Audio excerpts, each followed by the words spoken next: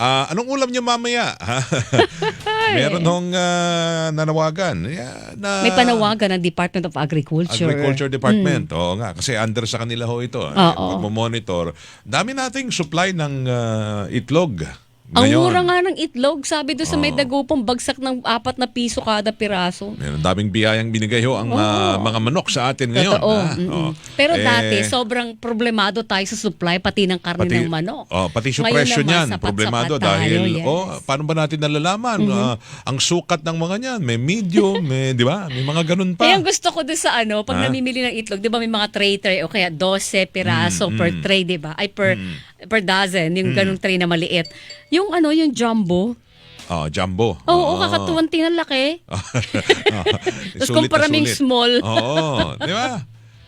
Ngayon, may panawagan nga sila. Pero alamin natin, kasi ano ba limit? Ano ba nakukuha natin sa pagkain ng itlog? At anong limit natin? Kasi sabi nila, mayaman sa protina. Kailangan naman din ng katawan daw yung protina natin. Pero mayaman din daw sa kolesterol. Alamin natin yan. Nasa linya na ho natin ang National Nutrition Council. Correct. Ang ganda yung pag-usapan. Ang makakausap natin, registered nutritionist, dietitian, tama ba? Dietitian? Yan. Nutrition Information and Education Division ng NNC. Yan. Malayo-layo pa naman ho ang Nutrition Month, July pa. Gaya na natin, Ma'am Laika Lagunero. Ma'am Laika. Magandang hapon po at isang malusog na hapon po sa ating lahat at sa mga nakikinig rin po ng inyong programa. Yan, ganda ng bate niyo, malusog. Kasi kami parehong malusog. Malusog. Kailangan natin, dapat pero meron malusog sa amin tayo. pinakamalusog si Benji Liban na yun. Lumaki Di ba, sa Benji? itlog. Lumaki sa itlog ba? Lumaki sa itlog. Hindi, lahat naman no tayo. Ako, kanina, ang almusal ko may itlog. Nilagang itlog. Ako daily 2 itlog sa umaga. Ayan. Ma'am Laika, pakikwento nga sa amin. Ano bang mapapala namin sa pagkain ng itlog? Kasi nga po, sangkaterba daw itlog ngayon, mura, bagsak presyo. So sabi po ng Department of Agriculture, abay humayo kayo at kumain kayo ng itlog. Yan, para matulungan daw ho yung mga nagbebenta ng itlog na hindi naman ho malugi. Pero tayo ba, bilang mga kumukonsumo ng pagkain ng itlog, meron bang such thing na sobrang pagkain ng itlog? Yan. Ayan. Maganda po yung tanong niyo po, no, ma'am, sir. Actually po, ang itlog ay masustansya po yung pagkain. No? Isa po siyang tinataguri ang complete protein dahil naglalaman po ito ng iba't ibang vitamins and minerals na kailangan po ng ating katawan. Pero when it comes po sa dami o gaano kadalas nga po ba natin ang dapat na pagkain ito, ang Department of Health po and ang National Nutrition Council ay meron po kaming pinupush na consumption and we have this campaign na tinatawag na an egg a day is okay. Dahil maganda po na an egg a day is okay po. Ayan na. Isang itlog lang sa bawat araw. Yes po, ma'am. We recommend po na ganun po ang pagkonsumo natin dahil sinasabi po ng isang pag-aaral po ng official publication of British Cardiovascular Society, nagkaroon po ng isang magandang resulta ng mga kumakain po ng 1 egg a day ay tumataas po ang kanilang nababawasan po yung risk nila for cardiovascular diseases po. Pero sandali, hindi mo pwedeng dagdagan yung itlog a day? Kung nababawasan ang risk na ikaw'y magkasakit sa puso. Opo. Ayan. No, medyo maganda nga po yan kasi medyo rational, no? Kung sinasabi ng research na to na kapag kumakain pala tayo ng 1 egg a day, nababawasan yung risk natin. So, ang pagkonsumo pala ng madami, ibig sabihin, magiging safe tayo against cardiovascular diseases. Dito po papasok yung principles of healthy diet. Dahil hindi lamang po itlog, no? Kung ano mang pagkain na kinakain natin na sumusobra, 1 hanggang 2 po per day, yan na po yung recommended na amount na pagkain natin ng itlog. Dahil ang lahat po na sumusobra ay masama. Yun nga po yung sinasabi po nila, di ba? Okay, so bali parang, ano man ang kalagayan ng kalusugan mo ngayon? Ano man, may sakit ka ba sa diabetes, may sakit ka sa sikmura, meron ka sakit sa puso, may alta presyon ka, safe kumain ng 2 itlog kada araw. 2 o isa? Yes po. One lang. po. One lang talaga. Dinagdagan mo partner, isa lang daw. Pinipilit ko, gusto ko makarami tayong itlog. Oo. So isang itlog lang kada araw, parang an apple a day. Yes. Alright, Eh, sige. paano pag dalawang itlog, pero maliliit na itlog naman? Ano ba Ayan po, ano ba ang tamang Small, medium, small, medium. large, Oh. jumbo. Ayun po, no, yung medium-sized egg. 1 medium-sized egg per day po. medium? Yes Medium. po. Ma'am, basta wag yung itlog ng ostrich. Kasi laki ng mukha ko. So medium lang, hanggang medium lang ha. Oo. Tapos, Opo. yung siya sabi, pag kumain ka itlog, cholesterol yan. Saan mo ho nakikita ang cholesterol? Doon ba ho sa puti o sa Sa pula. Sa dilaw? Yan, yes Dilaw po. ba yun Tama o pula? po, Oo. tama po si ma'am na yung cholesterol po ay andun po sa pula, nasa gitna po. Nasa gitna. Oh, so kung halimbawa po, ikaw ay meron ng nagpa-check up ka, nagpa-test ka weng, CBC, lumabas po dun sa mga test mo, sobra-sobra cholesterol mo, lalo na yung bad cholesterol. Dapat ba tatanggalin mo yung pula pag kumain ka ng itlog? Ayun po, kasama po sa campaign na sinasabi po namin, an egg a day is okay regardless po kung anong condition po nila, no? Ayun, katulad po ng situation na sinabi nyo, okay lang po na kumain ng isang buong medium size na itlog, isang beses po sa isang araw. Oh, isang buo, basta hindi kasama balat, weng ha? Oh, wag na. Hindi talaga 'yon. Oo. Hindi Alright. kasama ang. Pero Go. yung iba sabi, kasi maraming impormasyon na kukuha. Pwede mo i-Google. Google, Oo alright? lang. Oo. At sabi nila lahat pwede mong kainin. Kuwan yan yung laman ng itlog, ha. Aha. Oo, pwede daw kainin, hindi daw ho yan delikado. Wala hong kolesterol na nakikita sa itlog. Talaga? Totoo ba? Ano ba pinakabasihan natin para sabihin na healthy ang itlog? Healthy pong itlog, medyo nagkakaroon po tayo ng bad connotation pag sinasabi po natin cholesterol, no? Hindi po ibig sabihin na dahil may cholesterol ang itlog ay masama na po ito sa ating katawan. Meron po tayong bad and good cholesterol. And yung cholesterol po na yon na naglalaman ang itlog nga po ay good naman po yun para sa ating kalusugan. Good cholesterol. Good So pwede mo cholesterol. kainin ng buo. Yung yellow Yes po. kasama. Kasi nandun yung cholesterol. Sa yellow. Ay, sa yellow o pula. Oo. So pwede yon. Okay, ito. Dami nagtatanong tungkol sa itlog, ha? Okay, wag lang ho kayo lalari. Oh, Yung ito itlog pa. na tinutukoy natin, yung maganda itlog, ha? maganda yung tanong ni Jake. Oh. Yung century egg, Ma'am Laika, ano mataas doon? Hindi, wala tayong masyadong supply niyan. Oo, pero pag nagpunta ka ng Century. Chinese restaurant, ang sarap ng century egg, ha? Medyo Oh. may kaya. Tsaka oo. sinasabi din po nila, yung itlog ng pugo ba yun, Weng? Yung quail egg? Ayun, yun. yung Kaliit-liit, quail. pero Oo. napakataas daw po ng cholesterol nun. Ayan, may connotation ba Totoo yan na po mali? ba yun, ma'am? Yan po. Doon po muna tayo sa century egg. Century. Ang century egg po kasi is binuro or pinaalat po para ma-preserve po yung itlog na yon. So mataas po sa sodium yun. Sodium, alat. Oo. Opo, sa alat. Ngayon, kung mataas po sa sodium, ang pagkonsumo po natin, papasok po tayo ulit sa moderation, variety, balance o MOVA ba? Kailangan po natin i-limit po yung pag-consume po ng century egg na yun. When it comes naman po sa quail egg po na yun, matuturing nga po na mas mataas ang cholesterol na meron ang quail egg compared sa ating chicken egg.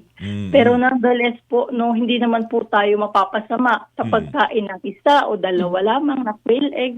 Pwede at pwede po yan paminsan-minsan. Ngunit po kung aaraw-arawin natin, papalagiin ng madami, doon po nangyayari na nagkakaroon po ng unbalance yung nutrients ng ating katawan. Yung itlog ng pugo, kumpara sa chicken, mas marami ang cholesterol na meron sa pugo? Yes po, mas mataas po ang cholesterol na. Good cholesterol yon or Good bad? cholesterol naman Mas po. mataas naman. Pero halimbawa po, ma'am, ilang quail egg ang pwede mong kainin katumbas ng isang itlog? Ay ma'am, sandali lang po, Sandali lang, bibitinin opo. ko yung tanong ko. Meron lang po Ma'am kami Laika, flash saglit report. lang, ho. Sandali lang po ito. Superradio DZWB Flash Report! Mula kay Tuesday New, mahigit 200 milyong pisong tulong pinansyal para sa mga apektado ng kalamidad sa Mindanao. Agad na ipinalabas ni Pangulong Bongbong Marcos para sa agarang tulong. Tuesday New, pasok! Inaprobahan ni Pangulong Ferdinand Marcos Jr. ang agarang pagpapalabas ng 265 million pesos mula sa Presidential Social Fund para sa agarang tulong sa mga apektado ng kalamidad sa Mindanao. Iba pa ito sa ibinibigay na emergency cash assistance ng DSWD. Sa katatapos lamang na situation briefing sa Davao City, sinabi ng Pangulo na hindi lang naman kasi pagkain ang kailangan ng mga biktima ng kalamidad, kundi kailangang bumili rin ng iba pang pangangailangan ng pamilya. Gagamitin niya ang Emergency Cash Transfer System o ECT ng DSWD para agad maipamahagi ang tulong pinansyal at maramdaman agad ng publiko ang assistance o tulong ng gobyerno. Sinabi naman ni DSWD Secretary Rex Gatchalian na ipinag-utos ng Pangulo ang agad na pamamahagi ng nasabing cash assistance. 30 bilyong piso rito ay ibibigay sa probinsya ng Davao del Norte, Davao Oriental, Agusan del Sur at Davao de Oro. 25 milyong piso naman ay para sa probinsya ng Surigao del Sur, Maguindanao del Sur. 20 milyong piso sa Davao City, Butuan City at probinsya ng Davao Occidental. 15 milyong piso naman ang ibibigay sa probinsya ng Agusan del Norte at 10 milyong piso sa probinsya ng Cotabato at probinsya ng Bukidnon. Ako si Tuesday Saguniyo ng GMA Super Radio DZWB, dapat totoo. Super Radio DZWB Last Report.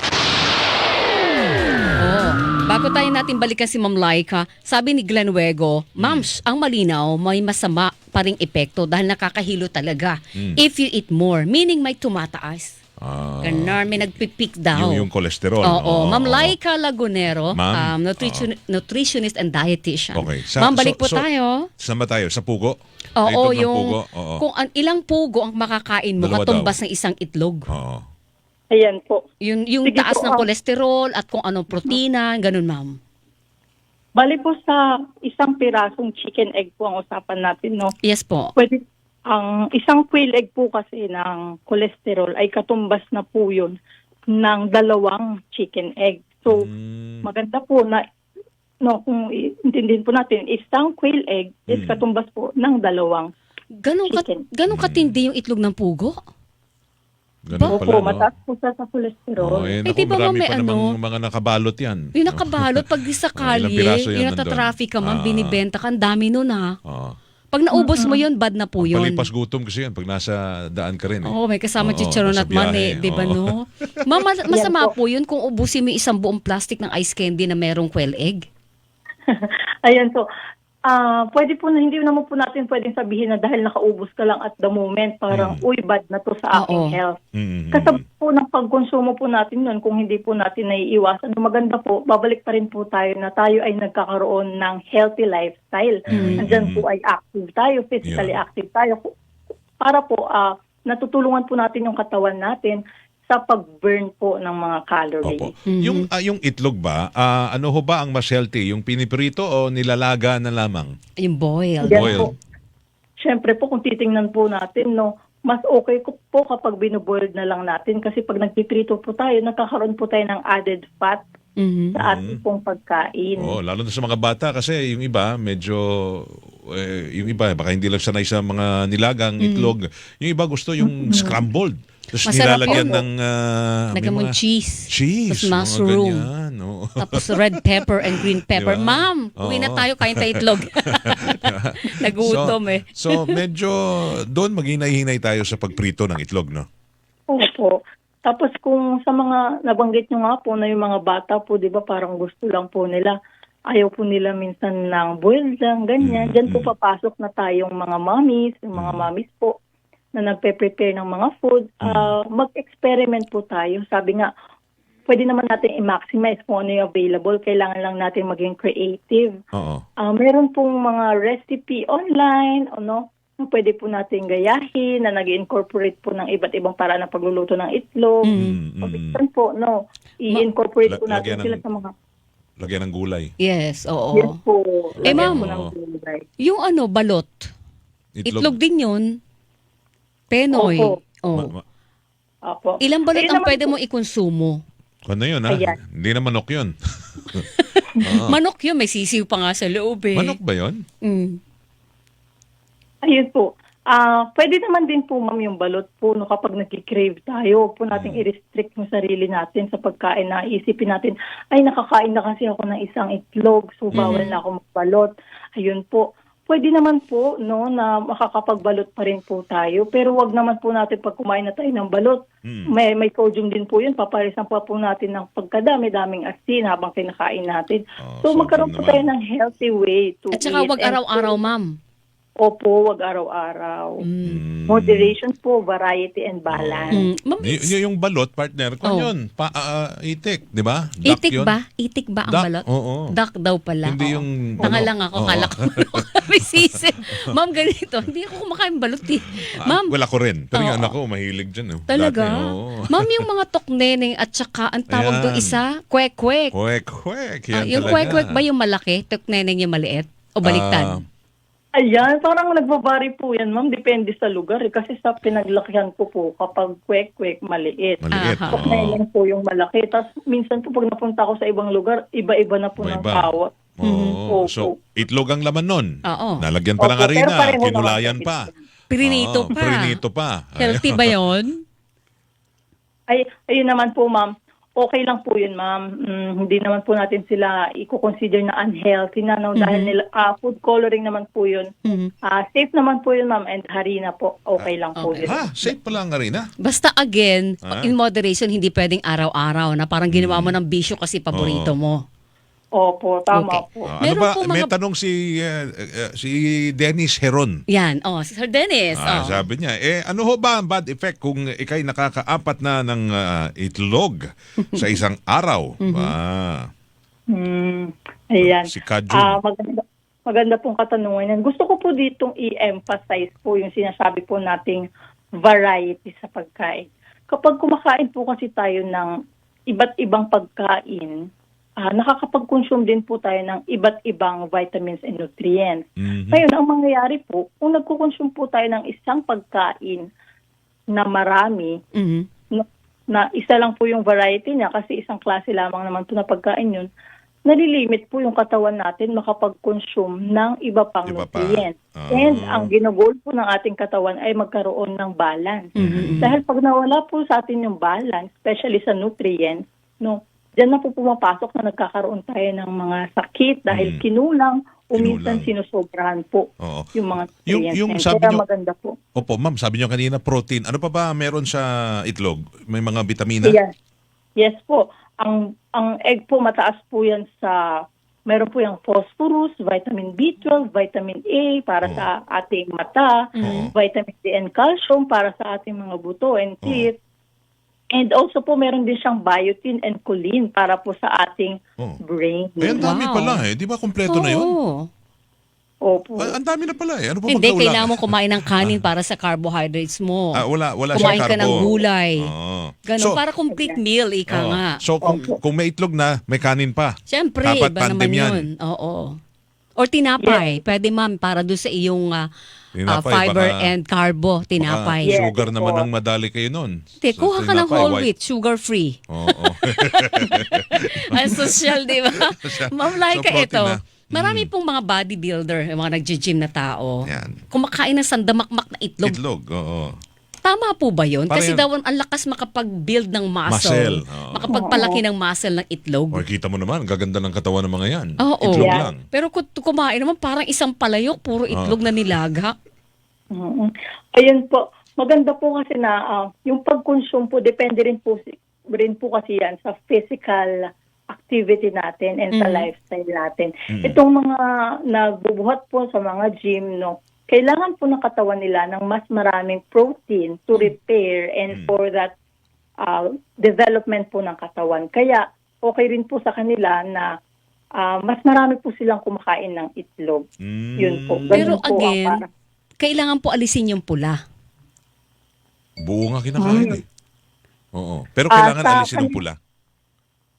Sa kanila naman po, pwede po nilang alisin, pwede rin po nilang hindi alisin. Pero mas okay din po na kainin po natin siya ng buo. Buo Kasi na. sabi ko nga po, no, kasi yung egg itself, marami po kung binanggit na vitamins and nutrients. Yes. Na kapag inalis din po natin yung itlog na yun, mawawala din po yung mga ibang vitamins and nutrients Na na meron nandun. po sa Pero ang Sa protina po pula. ba ng itlog nandun lang sa puti? Meron pong sa buong itlog, meron din po yan sa dilaw po and sa puti. Meron po tayong protein. So, ang puti, nandun ang pro. sa pula nandun ang tin, protein. Joke lang yun. Pero sandali ma'am, yung itlog ba nasa kwan ba yan? Kasama ba yan sa, di ba meron kayo dyan mga pinggang Pinoy na dapat yun ang sinusunod natin para Ay, sa opo. pagkain. Kasama ba yan? Requirement ba talaga na sa ating kinakain dapat may itlog araw-araw? Yes po. Nabanggit niyo po yung pinggang Pinoy, no? Kung makikita po natin yung pinggang Pinoy, meron po yung Go, Grow, and Glow. Mhm. Yung itlog po, papasok po yan sa grow food. Grow Kasi yan po food. ay Grow protein. food, And protein. yung grow food po natin yan, ng mga protein. Sa go naman po yan, ang ating mga carbs. And sa glow, andyan po yung ating vitamins and nutrients. Yung mga katulad ng marami sa atin na pobre, hindi naman nakakabili ng protein mula sa karne kasi mahal. Mahal. So, Tsaka yung mag-itlog isda. na lang. So itlog ang Opo, karamihan. mag-itlog. Yun po. And Tama isda, po. ma'am. Oh, O yan, kung kaya- isda po. And Isda. Oo. tofu, ganun po. Ano po yun? Tofu. Kahit anong klase ng isda, protina yon. Yes po, ma'am. Kahit ano pong klase ng isda. Okay, protein tama. po natin. So itong panawagan ng DA, hindi ba tayo magkakasakit nito? O, Just in case, yun ha? ang gusto ko Oo. nakuha ng paliwanag ni ma'am o kaya paapila sa Oo. taong bayan. O sige, murang itlog. Oo, para sa tulungan, mga mahirap magtulungan pong tayo. pamilya, pwede pala murang itlog. So ito na lang kukonsume namin. Mm. Ano yung pwedeng paalala po na mga katulad yung eksperto sa ano ba to? Healthy eating. Yan. Ang Yes dapat po. pong paalala natin sa taong bayan. Yan. Gusto po namin ipaalala na kung itlog lamang po yung sources natin ng protein, maganda po na i-incorporate po natin to sa mga iba't ibang paraan ng pagluluto. Samahan po natin ng gulay. Tayo po mag-experiment kung ano pong available dyan. Gawin po nating fritters, torta, sinabawan, ganyan po. Kasi in that case po, nakakapag-consume pa rin po tayo ng iba't ibang nutrients kasi po nag-incorporate tayo ng iba't ibang food. So, pumapasok po sa atin dyan yung variety. And nagkakaroon po tayo ng balance when it comes to consuming our nutrients and vitamins. Oo. Kasi kanina ba nabanggit, di ba ma'am, mataas sa cholesterol ang itlog din, kaya kailangan 1 egg a day. No. Ano po yung pagpangontra naman doon sa cholesterol? Pag halimbawa hindi mo napigilan na parami kang kain itlog, Sarap pa naman yan. oh, Oo. diba? Diba? Lahat ng klase ng itlog nilutuan ka ni Mrs. Weng. Oo. Sabi ni Kay, kainin mo to, meron kang sunny Oo, side up, meron kang yan. scrambled, meron Oo. kang nilaga, may century egg ka pa, may pugo ka pa. Diet ko yan araw-araw. Talaga? Mamayang gabi, itlog na naman. Wala nang inulam na iba. Ma'am Laika, ano yung pwedeng pangontra doon sa cholesterol na buri po ng pagkain? Ayan po, maganda po na nagko-consume po tayo ng fiber. Ang fiber naman po ay nakukuha po natin to sa mga pagkain katulad ng kamote, mga cereals, mga oats, mga ganyan Yun, po. Mataas po yan sa fiber. And higit sa lahat po, no, gulay at prutas ay mataas po sa fiber. O yun, gulay. Siyempre, hindi na mawala ho yan. Pero ma'am, ganito, may paraan ba para ho sa pagluluto ng boiled egg, dapat ba ho yung hard na hard o yung dapat medyo malasado? Ano mo yun? Yung kwan lang, parang tawag doon, may mga poach. Yung medyo malambot pa pag tinanggal mo na yung balat. Malambot-lambot Ano ang tawag pa. sa luto Oo. na yun? Oo. Malasado. Malasado. Malasado. Yan. Poach-poach ka pa. Poach, ha? oh. Soft-boiled. Yan. Ma'am Laika. When it comes to eating po, mahalaga na nai-enjoy po natin yung pagkain eh. And dyan po tayo papasok na kung ano pong nai-enjoy nyo, kung ano yung masaya kayo na kinakain po. Okay po yan. Wala pong pinagkaiba yan. Basta as long as we consume our 1 egg a day, it's okay. So, okay. So, basta 1 egg a day yun na lang. Or 1 or 2 kung kaya. Kasi minsan kakain ako ng umaga ng 2 egg bago ako uminom ng gamot eh. Tapos, biglang may sandwich, may itlog din. Oo, di ba? Dapat hindi ko nakakainin yung itlog sa sandwich, Ma'am Laika. Oo nga. Yung Masusobrahan sandwich na ako ng egg. Oo. Ganun ba yun? Yun po. Pero nga po, kanina po, di ba, fiber, nabanggit ko po dito yung mga whole grain na bread. So kapag gumawa po tayo ng sandwich na may egg, tapos gumamit po tayo ng ganong tinapay, edi meron na rin po tayong fiber intake. May pangontra ka na. Yung sarsyadong isda raw, kasi may sobrang protein na yan. May isda na, may itlog pa. Di ba? Nilalagyan ng itlog eh. Di ba? Okay lang yun. Okay lang po yun, sir. Basta po, may kasabay po itong gulay. No, mahalaga po Yan, na oo. tatandaan po natin yung pinggang Pinoy. Pinggang Na Pinoy. kapag tinignan po natin yung pagkain natin, kompleto po tayo. O meron man tayong protein, meron pa rin po tayong carbs, and meron tayong fruit and vegetables. And mahalaga po no, kapag titingnan natin yung pagkain natin bawat kain, mas makulay po, mas healthy. Kulay. Meron pang may mga makapuso tayo, Weng, Ma'am Laika na. Yung halimbawa, noodles. Oo. Nagluto Ay, ka ng nilalagyan instant ng noodles na itlog. may sabaw. Oo. Lalagyan mo ng itlog. Masarap kasi. Masarap Oo, talaga di yun. ba? Kakalaway tuloy. Di ba? Ayun po ba, Yung- Ikwan? Pwede mo kainin yung Healthy buong ba araw, yun? O kaya lang asama ng sodium content, di ba? Oo. Sodium rin ang binabantayan doon. Alat doon, ma'am, no? Oo. Opo. Yan yung mga instant noodles po, high in sodium po sila. Oo. Paminsan po nilalagyan nga po ng itlog no para daw po meron tayong protein, healthy pa rin. Oo. Pero babalik pa rin po tayo na gaano ka po kadalas nagko-consume ng ganong klaseng pagkain. Oo. Kung Pero, isang beses lamang naman po sa isang araw and sa susunod mong meal, marami ka nang kinakain na gulay, ganun po, di ba? Hindi naman po yun magiging masama. nung bata ako, naalala ko, pag sinisipon ka, inuubo, basta may ano ba nung tawag? Orange na soft drinks. Oo, orange. Lalagyan mo ng itlog. We? Oo, yung haluan mo ng itlog talaga. Oo. Oo. Ewan ko kung ginagawa pa yan ngayon ng mga lolo natin. Yung, para lang matanggal yung ubo, sipon mo. Talaga? Yung hinahalo yung itlog, yung fresh na itlog. Tapos, syempre, basagin mo yun, halo mo sa orange.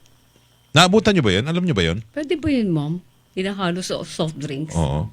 Ayun po yung mga, halo po yung raw na egg sa soft Yes. drink para po Oo. sa mga may sakit, no? Yes. Ah, Ginagawa yan. May mga gumagawa pa niyan sa probinsya, ma'am.